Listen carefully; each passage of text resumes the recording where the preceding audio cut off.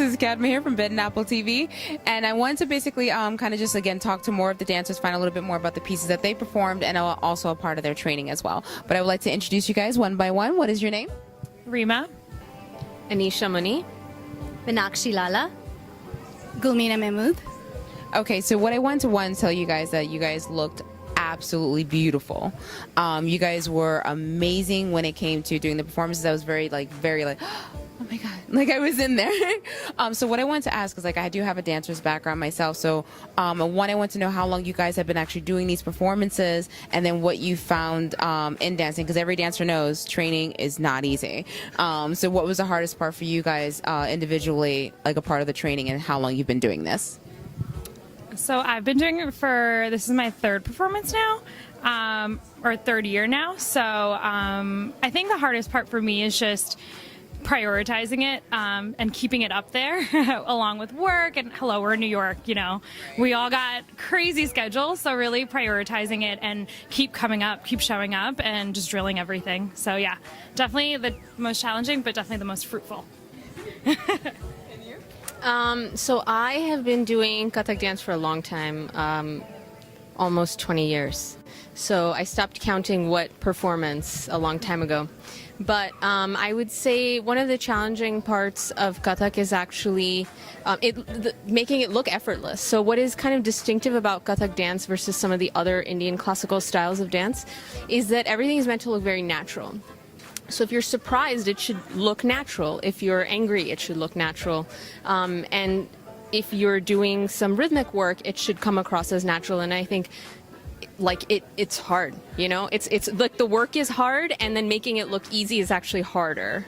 So constant, you know, journey to do that. All right, you have to up that answer. I've been dancing various Indian dance forms, folk, Kathak, for a long time now, performing. As Anisha said, we don't count performances. We just hope we can keep performing for a long, long time. I think the hardest thing about Kathak is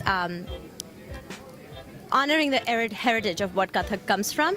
It comes from a lineage of very, very, very beautiful dancers. And when you're on stage trying to represent that lineage, every time you go on stage, you want to do justice to those masters and those teachers, and above all, the courtesans who actually invented this dance form. And it's quite challenging, and it's quite, if you watch the courtesans dance or you watch our masters dance, and when we get off stage, we are nowhere near as impressive as they are on stage. So every time I get on stage, I envision myself looking 100th as graceful and as in sync and as rhythmic as those dancers did way back when. And that's the challenge, which I hope one day I can get a little closer to it than I am today. Honey, you looked flawless up there, like you did. But I can understand. It's like, so we did really great. You guys got to carry on the legacy. No pressure. Like, I get it. Totally get it. And yourself? I've been dancing Kathak with Janaki ji for about 6 years now. But I think what really helped me was the consistency. And, you know, we talk about this in our class, being consistent, being able to practice, having our busy schedules. It's very difficult here in New York City, you know, juggling everything. But when I started to become consistent was when I actually felt that I could really embody the dance. Another part of it was how difficult it is, because it is a classical art form. I've danced in dance groups. I did some salsa, some Latin dancing, but this is a very different form. And, you know, just the lines, the clear-cut lines, the facial expressions. For me, that has been a challenge and continues to be a challenge. But I feel like at least now in the last 2 years, I've started to really take hold of the dance, and I've started to enjoy it. And I think that's where my challenge came is, you know, there was so much pressure for me within myself to actually focus on the movements itself and not enjoy it as much. But now I'm really starting to enjoy the dance for what it really is. And I find myself to be in a different stage.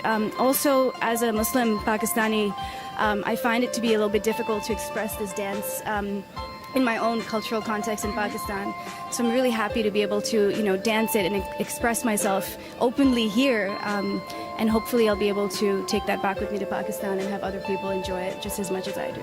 So. Oh my God, she's like the veteran here. Oh my God.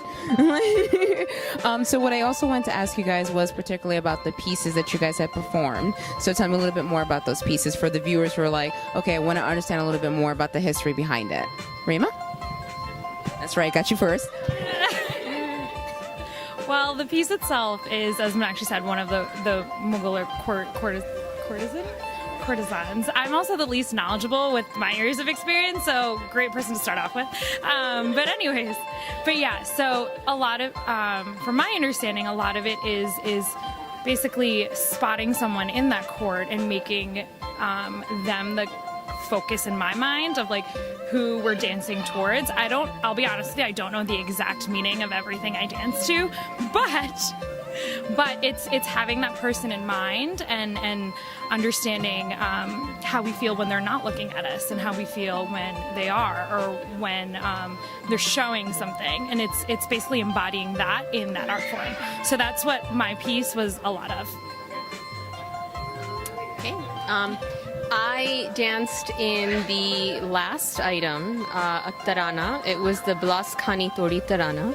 Bilas Khani Tori is rag, is the name of the rag. Rags are basically musical modes in North Indian classical music and Hindustani music. So there's a grouping of notes that basically create a mood, and they, are played at particular times because they kind of go with that type of mood.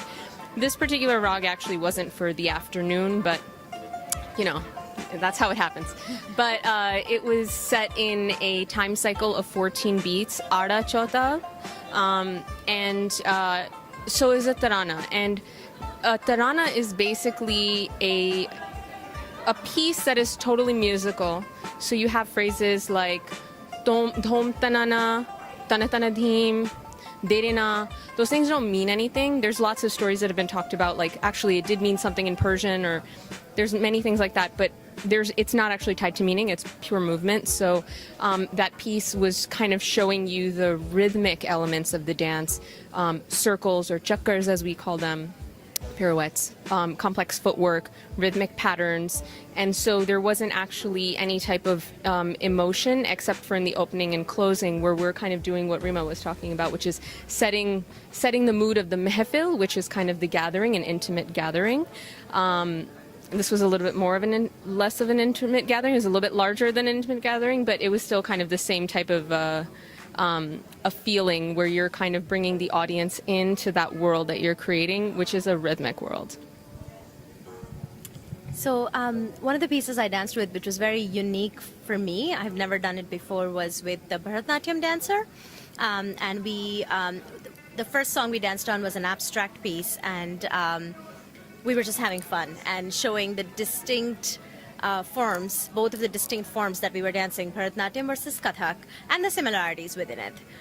The second piece that we danced was called the Irish Malhar, and it represents the rain gods, the rain. We're welcoming the rain, and we tried to have a lot of fun, try to bring our energy on stage, and just enjoy dancing in the rain like we did growing up as kids when we were 3 and 4, right? And then to honor it being the Irish Malhar, and also being St. Patrick's Day this weekend, we tried to inject a little bit of the Irish step in there. I hope people caught that and noticed that, but that was our effort at it. The second piece I danced was with Gulmina, so I'll let her speak. She's completely dodging. She's like, no. I know, don't dodge.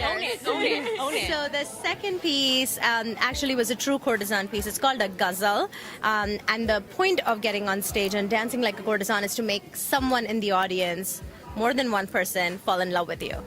And that's the point. The song literally meant we were creating a garden of love, and everybody that came in, if somebody in this audience today leaves from here feeling that they were sitting in a garden and one of us wanted them to come on stage, we succeeded. Yeah, but we cannot, like I said earlier, we cannot do justice to the beautiful dancers that do it. We just try, and we try to have a good time while we're doing it. Or the music, actually. Like, that piece is particular. Gulo Mein Rang Bhare is a ghazal. It's very popular, made popular by Mehdi Hasan, who is a very, very popular artist. And so that's an interpretation, but it's also like trying to live up to the popularity of that piece of poetry and piece of music. I think you guys did a fantastic job. Like I said, keeping up. And yes, I did fall in love. I was sitting there just watching. I was like blocking people. Like, I'm so sorry. Like, I'm just record. Plenty of flowers in that piece. Definitely. And so, do you have anything last? Because everyone else spoke, and I just feel like I need to capture it again on camera. And just anything else you would like to add? I think, well, I could speak for my personal, I think, when it comes to Kathak, and I did touch up a little bit on this, but hoping for me that more Pakistanis, more Afghanis, more Muslims dance Kathak. I think for me that's something that's really important, and I hope that more people can capture this, especially the part of Pakistan that I'm from, being from the north. I feel like the arts, especially such as dance, can really fight so many things nowadays. Unfortunately, we have extremism that's plaguing that area. And I feel like this is a very empowering way for people to come together and make dialogue. So I really encourage more Muslims, more Pakistanis to dance this form. Thank you. Now, I just do have to ask one last question. Are you guys going to be performing anytime soon so we can continue to follow you? It's just, I see what happens. I fell in love. I'm hooked into the garden. Now I just need to keep following them. So are you guys going to be in any future performances that we can look out for? When? I'll give you the detail. I'm sorry to be vague. I will have to check the date, but there's some stuff that I think individually we also work on things, so we do have some tricks up our sleeve. That you guys have me hooked. I'm not gonna lie. So I will keep you guys posted and updated on the next performances that they have kind of going out, and then make sure you guys come and join us. Thank you guys so much. Thank you. Bye.